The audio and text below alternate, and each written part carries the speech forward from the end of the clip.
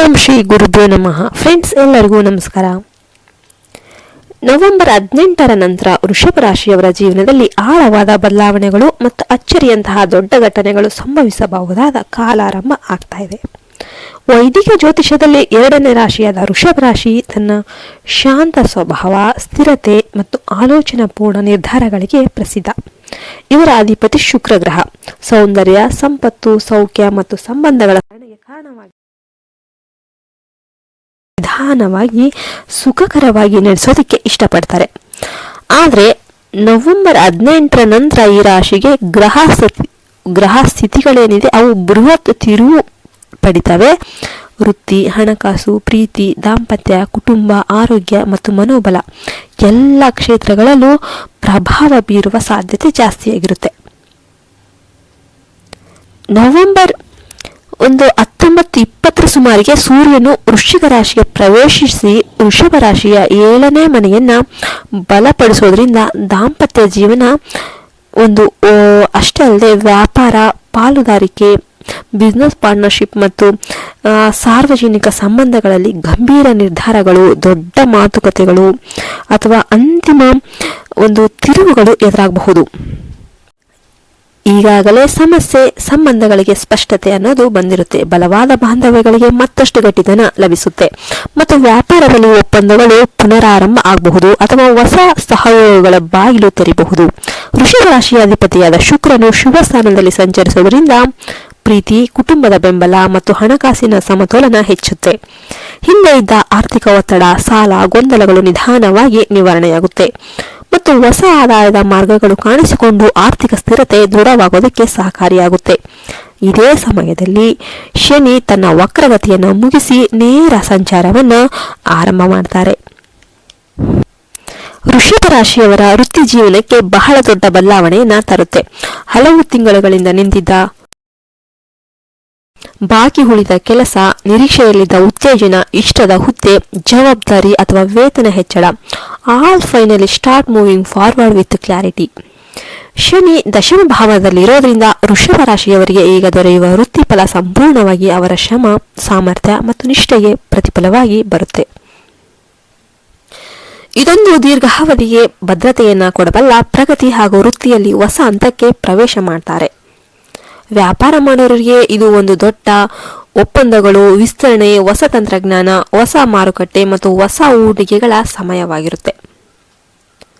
ಗುರುಗ್ರಹ 12ನೇ ಮನೆಯಲ್ಲಿ ಇರೋದ್ರಿಂದ ವಿದೇಶಿ ಸಂಪರ್ಕ ಮತ್ತು ದೂರದ ಸ್ಥಳಗಳಿಂದ ಲಾಭ ಆಗುತ್ತೆ ಮತ್ತು ವಿದೇಶ ಪ್ರವಾಸ ಮಾಡಬಹುದಾದ ಟೈಮ್ ಬರುತ್ತೆ ಅಥವಾ ವಿದೇಶಿ ಉದ್ಯೋಗ ಅವಕಾಶಗಳು ನಿಮಗೆ ಬರಬಹುದು. ಅಷ್ಟೇ ಅಲ್ಲದೆ ಅದ್ರ ಜೊತೆಗೆ ನಿಮಗೆ ಅನಗತ್ಯ ಹಣ ಖರ್ಚು ಮಾಡಬೇಕಾದ ಪರಿಸ್ಥಿತಿ ಮತ್ತು ಆಧ್ಯಾತ್ಮಿಕತೆಗೆ ಒಲವು ಹೆಚ್ಚಾಗುವ ಸಾಧ್ಯತೆ ಕೂಡ ಇದೆ. ಈ ಅವಧಿಯಲ್ಲಿ ವೃಷಭ ರಾಶಿಯವರು ತಮ್ಮ ಮನೆಯ ಸೌಖ್ಯ, ಕುಟುಂಬದ ಭದ್ರತೆ ಮತ್ತು ಭವಿಷ್ಯದ ಯೋಜನೆಗಳಿಗೆ ಹೆಚ್ಚು ಮಹತ್ವ ನೀಡಲು ಪ್ರಾರಂಭ ಮಾಡ್ತಾರೆ. ದಾಂಪತ್ಯದಲ್ಲಿ ಇರೋರಿಗೆ ಸಂಗಾತಿಯೊಂದಿಗೆ ಹೃದಯ ಸ್ಪರ್ಶಿ ಮಾತುಕತೆ, ಮದುವೆ ಜೀವನದ ಸುಧಾರಣೆ, ಕುಟುಂಬ ವಿಸ್ತರಣೆ ಅಥವಾ ದೊಡ್ಡ ನಿರ್ಧಾರಗಳು ಎದುರಾಗಬಹುದು. ಒಳ್ಳೆಯ ಸಂಗಾತಿ ಯಾರ ಎದುರು ನೋಡ್ತಾ ಇದ್ದಾರೋ ಅವರಿಗೆ ದೀರ್ಘಕಾಲಿಕ ಸಂಬಂಧಕ್ಕೆ ಬಲವಾದ ಸೂಚನೆ ದೊರೆಯಬಹುದು. ಕುಟುಂಬದಲ್ಲಿ ಮದುವೆ, ಗೃಹ ಪ್ರವೇಶ, ನಾಮಕರಣ ಅಥವಾ ದೊಡ್ಡ ಸಮಾರಂಭವನ್ನು ಯಶಸ್ವಿಯಾಗಿ ನಡೆಸುವ ಜವಾಬ್ದಾರಿ ಅವರಿಗೆ ಬರಬಹುದು ಮತ್ತು ಅವರು ಅದನ್ನು ಅತ್ಯಂತ ಅದ್ದೂರಿಯಾಗಿ ನೆರವೇರಿಸುವುದು. ಆರೋಗ್ಯದಲ್ಲಿ ಶುಕ್ರನ ಅನುಕೂಲದಿಂದ ದೈಹಿಕ ಮತ್ತು ಮಾನಸಿಕ ಸುಧಾರಣೆಗೆ ಅವಕಾಶ ಸಿಗುತ್ತೆ. ಯೋಗ, ಪ್ರಾಣಾಯಾಮ, ವ್ಯಾಯಾಮ, ಸಸ್ಯಾಹಾರ ಹಾಗೂ ಸಮಚಿತ್ತತೆ ತರಬೇತಿಗೆ ಮನಸ್ಸು ತಿರುಗುತ್ತೆ. ದೀರ್ಘಕಾಲದಿಂದ ತಪ್ಪಿಸಿಕೊಂಡಿದ್ದ ಆರೋಗ್ಯ ಜಾಗೃತಿ ಮತ್ತೆ ಗಂಭೀರವಾಗಿ ಆರಂಭವಾಗುತ್ತೆ. ಗುರುನ ಪ್ರಭಾವದಿಂದ ಮನಸ್ಸಿನಲ್ಲಿ ಶಾಂತಿ ಹುಡುಕುವ ಪ್ರವೃತ್ತಿ ಬರುತ್ತೆ ಮತ್ತು ದೇವಾಲಯ ಭೇಟಿ, ಧಾರ್ಮಿಕ ಚಟುವಟಿಕೆ, ದಾನ ಧರ್ಮಗಳಲ್ಲಿ ತೊಡಗಿಸಿಕೊಳ್ಳುವ ಮೂಲಕ ಮಾನಸಿಕ ನೆಮ್ಮದಿ ಪಡೆಯುತ್ತಾರೆ. ಒಟ್ಟಿನಲ್ಲಿ ನವೆಂಬರ್ 18ರ ನಂತರ ಅವರಿಗೆ ವೃಷಭ ರಾಶಿಯವರಿಗೆ ಜೀವನ ಬದಲಾಯಿಸುವಂತಹ ಘಟನೆಗಳ ತರುತ್ತೆ.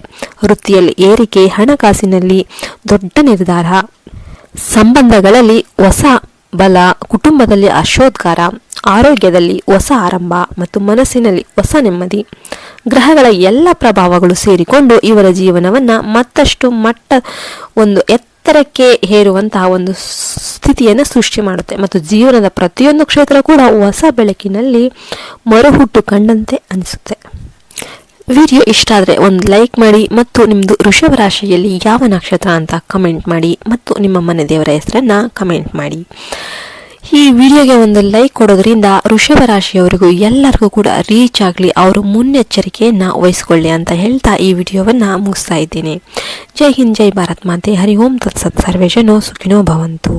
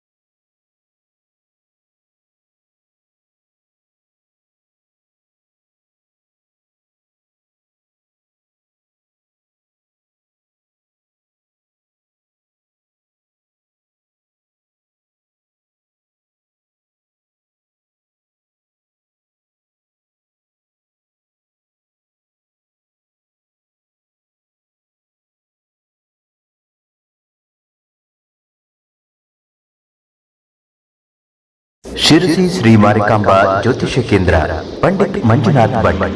ಮಾರಿಕಾಂಬಾ ದೇವಿಯ ಪೂಜಾ ಶಕ್ತಿಯಿಂದ ನೇರ ಪರಿಹಾರ ಶತಸಿದ್ಧ. ನಿಮ್ಮ ಯಾವುದೇ ಬಗೆಹರಿಯದ ನಿಗೂಢ ಗುಪ್ತ ಸಮಸ್ಯೆಗಳಿಗೆ ಶ್ರೀ ಶಿರಸಿ ಮಾರಿಕಾಂಬಾ ದೇವಿಯಿಂದ ಪರಿಹಾರ ತಿಳಿಸುತ್ತಾರೆ.